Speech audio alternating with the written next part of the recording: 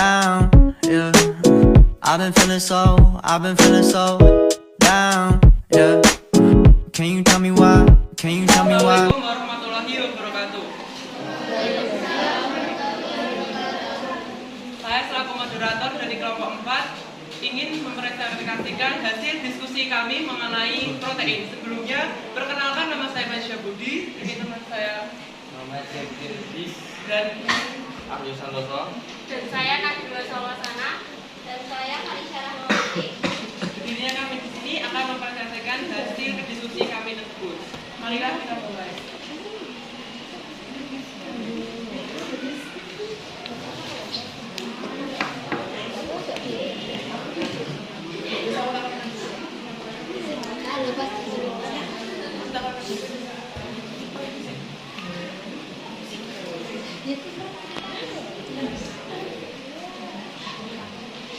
Di sini kami akan menjelaskan bab protein.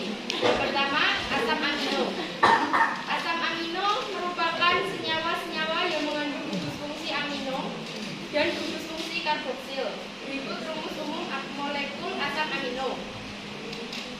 Asam amino bersifat aminoner, yaitu bersifat asam dan basa. Asam yang bersifat basa dan gugus karboksil yang bersifat asam. Hampir semua asam amino bersifat optis aktif, yaitu dapat memutar bidang cahaya terpolarisasi ke kiri.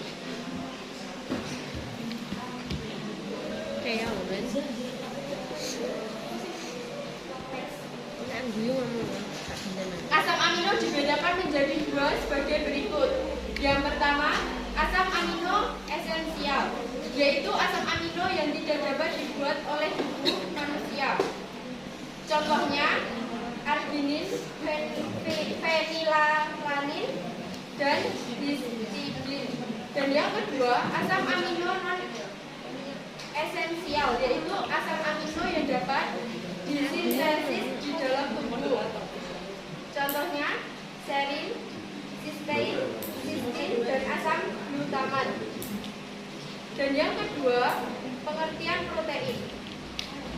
Protein merupakan gabungan dari asam amino lewat ikatan peptida.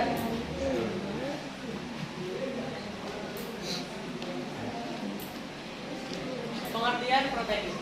Protein adalah beberapa molekul atau molekul raksasa yang merupakan gabungan dari asam amino lewat ikatan peptida. Dengan kata lain, protein terbentuk dari polimerisasi asam amino. Peptida adalah polimer gabungan hingga 50 asam amino yang berbeda. Ikatan yang terjadi antar protein selain ikatan peptida, antara asam amino dan penyusunnya juga terjadi ikatan-ikatan yang lain. Misalnya, ikatan hidrogen yang terjadi pada gugus NH dan gugus OH, serta ikatan disulfida SS yang menyokong terjadinya ikatan yang kompleks pada protein. Ikatan ion pada protein juga terjadi jika di dalamnya terdapat gugus ion logam, dan ikatan koordinasi. Misalnya ikatan koordinasi antar ion Fe3+ dengan hemoglobin pada darah. Protein merupakan senyawa polipeptida yang dihasilkan dari polimerisasi asam amino sebagai berikut. Pengelompokan protein.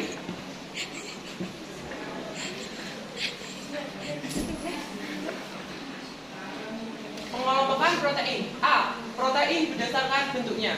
Protein berdasarkan bentuknya dibagi menjadi dua, yaitu protein fibrous atau serat dan juga protein globular. Kemudian protein berdasarkan fungsinya dibagi menjadi 7, antara lain enzim sebagai biokatalisator, kedua adalah protein transport sebagai pengikat atau pengangkut, ketiga protein penyimpan sebagai penyimpan makanan, keempat adalah protein struktur sebagai penyangga struktur biologis, dan kelima ialah protein pengatur sebagai pengatur aktivitas fisiologi, yang keenam adalah protein kontraktil, dan juga yang ketujuh adalah protein antibodi. Yang selanjutnya adalah protein berdasarkan hasil hidrolisis. Ada dua, yaitu protein majmuk berupa asam amino, lemak, dan karbohidrat, juga protein tunggal berupa asam amino. Kemudian protein berdasarkan gugus alkilnya dibagi menjadi tiga, yaitu protein alfa, kreatin, dan juga protein beta, keratin, juga protein kolagen. Dan selanjutnya ialah protein berdasarkan sumbernya dibagi menjadi dua, yaitu protein hewani dan juga protein nabati. Protein hewani terdapat pada daging, susu, dan ikan, sedangkan protein nabati terdapat pada kacang-kacangan dan biji-bijian.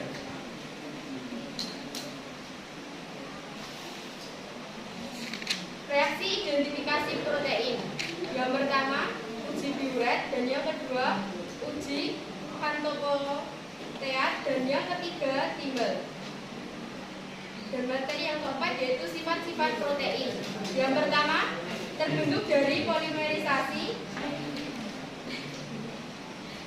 Dan yang kedua, kelarutannya dalam air dipengaruhi oleh sisi hidrofobik.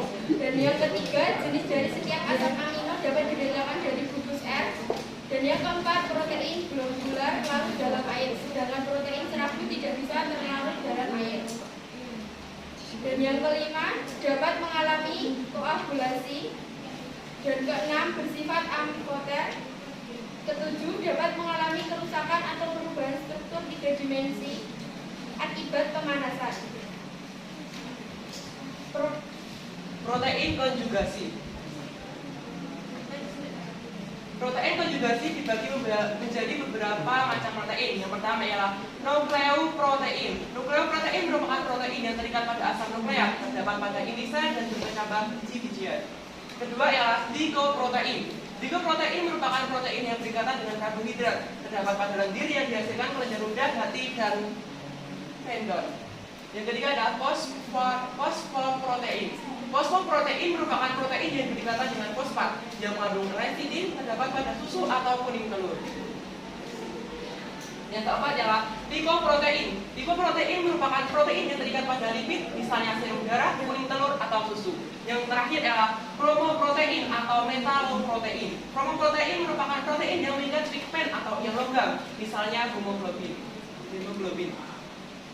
Fungsi protein. Yang pertama sebagai enzim, kedua sebagai alat angkut, ketiga sebagai pengatur gerakan, keempat sebagai penyusun jaringan, kelima sebagai protein cadangan, keenam sebagai antibodi, ketujuh sebagai pengatur reaksi, kedelapan sebagai pengendali pertumbuhan.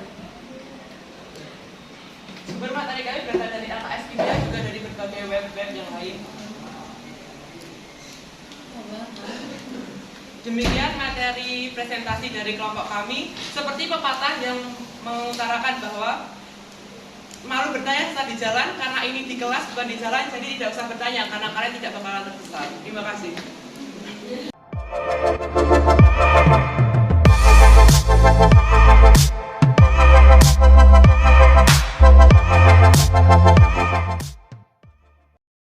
Kali ini kelompok kami masuk ke sesi tanya jawab. Silakan untuk kelompok yang ingin bertanya, silakan angkat tangan.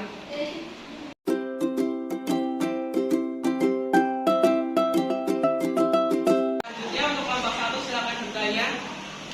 Terima kasih untuk kelompok 4 yang telah memberikan waktunya untuk kami yang bertanya. Saya Angelina mewakili kelompok 1 ingin bertanya. 1. Asam amino kan terbagi menjadi 2. Nah, ciri-ciri yang bisa kita ketahui untuk membedakan kedua asam tersebut apa? Kedua, asam amino berdasarkan hasil hidrolisis kan termasuk majemuk maupun tunggal. Apa yang menyebabkan asam amino bisa termasuk keduanya dan apa faktornya? Ketiga, jelaskan polimer secara singkat, yaitu polimer alam, dan apa fungsinya. Sekian, terima kasih. Izin menjawab kelompok nomor 1, asam amino kan terbagi menjadi 2. Nah, ciri-ciri yang bisa kita ketahui untuk membedakan kedua asam tersebut adalah A. Asam amino esensial adalah asam amino yang tidak dapat disintesis oleh tubuh sehingga harus diperoleh dari makanan yang dikonsumsi. B. Asam amino non-esensial adalah asam amino yang dapat disintesis oleh tubuh.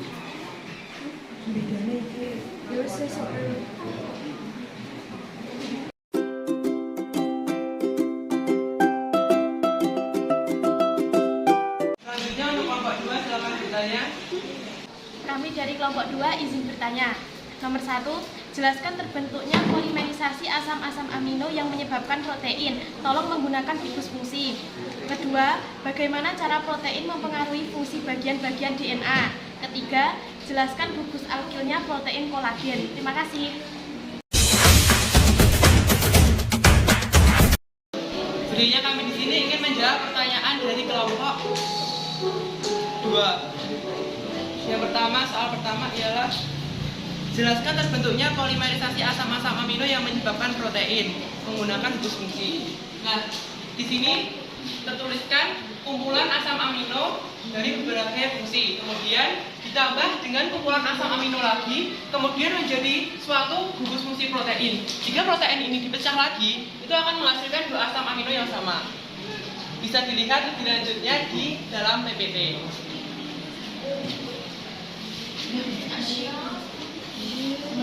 Dan yang kedua, bagaimana cara protein mempengaruhi fungsi bagian-bagian DNA? Protein mempengaruhi fungsi bagian DNA yaitu dengan cara mengatur sifat dan karakter bahan. Apakah masih kurang jelas untuk kelompok 2? Iya, jelas. Terima kasih. Kelompok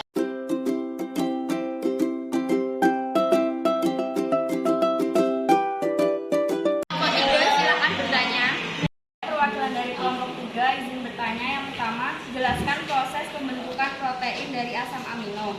Kedua, apa yang akan terjadi jika tubuh kelebihan dan kekurangan protein. Ketiga, apa hubungan antara asam amino dengan protein. Keempat, gambarkan dan jelaskan pembentukan peptida untuk alanin dan valin.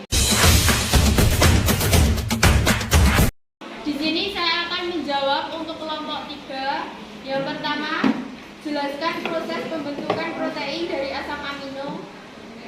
Asam amino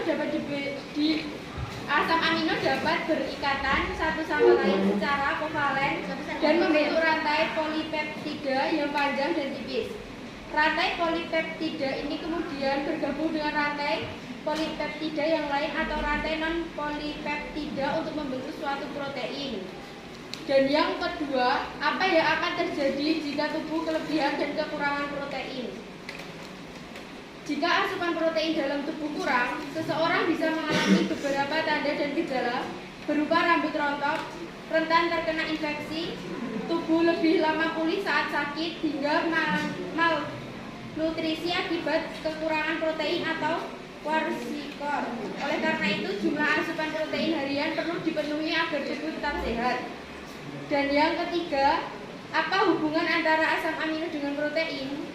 Asam amino adalah protein yang sudah dipecah melalui proses metabolisme menjadi molekul-molekul kecil sebagai bahan dasar untuk proses biosintesis. Secara umum ada lebih dari 20 jenis asam amino dalam proses biosintesis. Dan yang kelima belum karena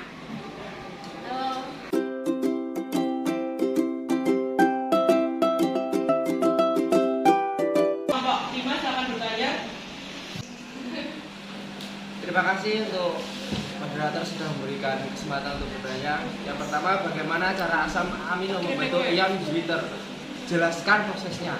Yang kedua, mengapa protein globular larut dalam air sedangkan protein serabut tidak bisa larut dalam air? Jelaskan. Terima kasih. Izin menjawab pertanyaan kelompok 5 yang nomor 2. Mengapa protein globular larut dalam air sedangkan protein serabut tidak bisa larut dalam air? Umumnya protein globular dapat larut di dalam air karena rantai polipeptida terlipat dan menggulung menjadi bulat padat atau globular, sehingga sisi hidrofobik tidak suka air menuju pusat molekul menuju arah dalam, sedangkan sisi hidrofilik suka air berada di sekeliling hidrofobik menuju ke arah luar. Untuk protein serabut mengandung rantai polipeptida yang susunannya bersisian pada filamen panjang.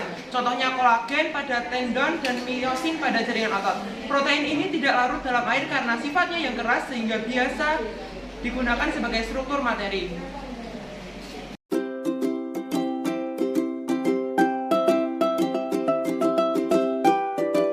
Selanjutnya untuk kelompok 5 silahkan bertanya. saya perwakilan dari kelompok 6 ingin menyampaikan pertanyaan. 1. Jelaskan cara pengujian ektoprotean.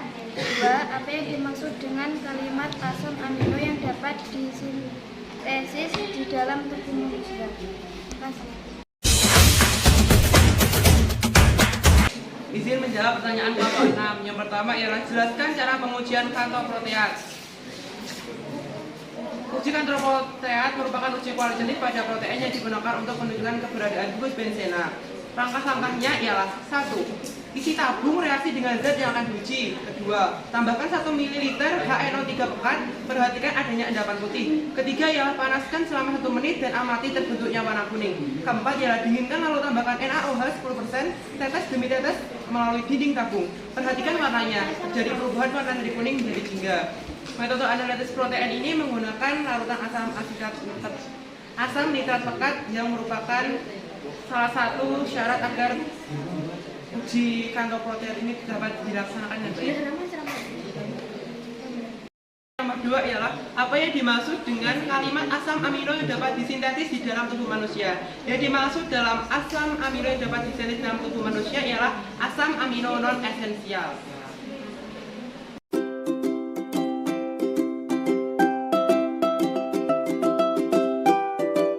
Selanjutnya untuk kelompok 7 silakan bertanya. Izin bertanya mewakili kelompok 7. Pertanyaan pertama yaitu mengapa protein termasuk polimer alam?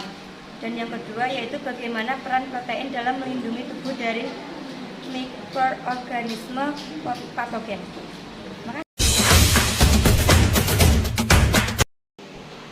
Izin menjawab pertanyaan dari kelompok 7. Yang pertama ialah mengapa protein termasuk polimer alam? Jawabannya ialah protein disebut sebagai polimer karena protein merupakan molekul besar yang tersusun dari monomer berupa asam amino yang dihubungkan satu sama lain dengan ikatan peptida. Protein termasuk polimer alam melalui reaksi polimer kondensasi. Protein termasuk polimer alam yang tersusun dari monomer asam amino melalui reaksi polimerisasi kondensasi alami. Yang kedua, bagaimana peran protein dalam melindungi tubuh dari mikroorganisme patogen? Protein membentuk imunoglobulin atau antibodi untuk melawan infeksi. Antibodi adalah protein dalam darah yang membantu melindungi tubuh dari mikroorganisme jahat seperti bakteri dan virus. Ketika patogen tersebut masuk ke dalam tubuh, tubuh akan menghasilkan antibodi yang dapat melawan mereka, sehingga protein dapat melindungi kita dari mikroorganisme yang jahat. Apakah masih kurang jelas?